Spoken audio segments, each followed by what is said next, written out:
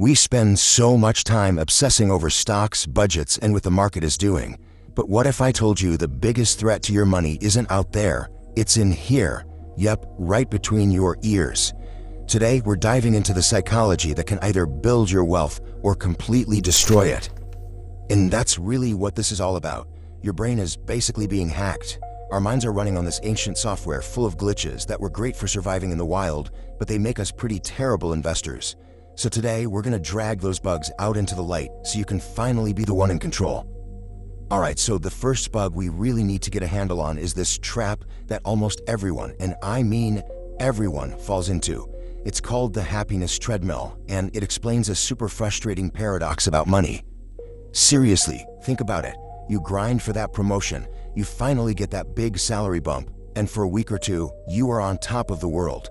But then, what happens? A few months later, that amazing feeling is just gone. You're back to feeling normal again. So why is that?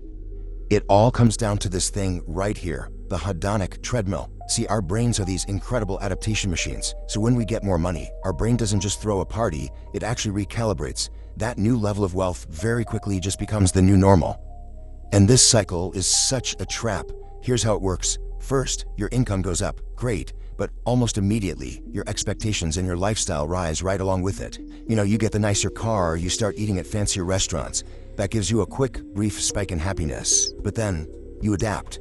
You're right back where you started emotionally, except now you have much higher bills. It feels like you're running, but you're just stuck in the same place. Okay, let's move on to the next bug in our system. And this one is all about how we're wired as social creatures. It explains how the people around you can completely change how you feel about your own success. You know the feeling, right? You're doing pretty well, you're on track with your savings, feeling good. Then you pop open Instagram and you see your friend on some amazing trip to Greece. And just like that, bam, that good feeling you had, it's gone. Suddenly you feel like you're behind, maybe even a little broke. Well, that's not just you being sensitive, it's a powerful psychological effect kicking in. What's happening there is something called the relative income effect. You see, our brains don't actually measure our wealth in absolute dollars and cents. Nope, they measure it relative to a reference point. Usually our friends, our family, the people we work with. It's a social calculation, not a mathematical one. So this is the part that's kind of mind-blowing. Feeling rich or poor has almost nothing to do with the actual number in your bank account. It's all about who you're comparing yourself to. You could literally be one of the highest earners in the world, but if your neighbor is a billionaire, you can still end up feeling like you're not doing well enough. Your perception is completely shaped by your surroundings. Okay, we've talked about happiness and we've talked about comparison. Now, let's get to the big one, the psychological bug that is without a doubt the most destructive force when it comes to investing your money. I mean it. If you ask financial psychologists what the single biggest driver is for people losing catastrophic amounts of money, it's not a lack of knowledge, it's not a bad strategy, it's this one single emotional response. It's FOMO, the fear of missing out. It's that panicky, gut-wrenching feeling you get when you see a stock or a crypto coin just going to the moon and you think, oh my god, I have to get in now or I'm gonna miss it. That emotion completely hijacks the logical part of your brain and pushes all your impulsive buttons. It's the engine that powers the classic mistake, buying high and selling low. And this feeling creates an absolutely brutal cycle. It goes like this. You see the hype, that fear of being the only one left behind kicks in. So you dive in, you throw your money at it, usually right at the very top. Then the market does what it does, and it corrects. And that same fear flips into pure panic, and you sell for a massive loss. It's a perfect self-destructing trap. So we've laid out the bugs, right? The happiness treadmill, the comparison game, FOMO. It sounds kind of bleak. But here's the good news.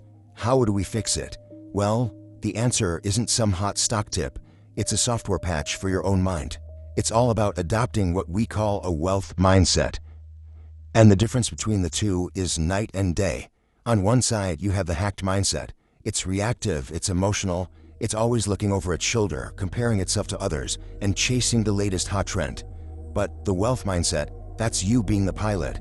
It's aware of these psychological traps. The only comparison it makes is to your own goals. And most importantly, it follows a plan. And if you remember one thing from this, let it be this. Building real, lasting wealth isn't actually about the hustle to earn more money. It's about achieving mastery over your own mind. It's about understanding the why behind what you do with your money. So how do you actually install this new mindset? Well, first, you have to recognize the treadmill. Just see it for what it is. Second, you have to define what enough means for you, not for your social media feed. Third, unfollow your triggers. Get rid of the accounts or the news that sets off your FOMO. And finally, create a simple financial plan and just stick to it, no matter what the crazy crowd is doing. So there you have it. You've just seen the hidden code that's been running your financial life, maybe without you even knowing it. The happiness treadmill, the comparison game, the fear of missing out. So the real question isn't what the market is going to do next week. The real question is, what are you going to do? Which one of these bugs are you going to fix first?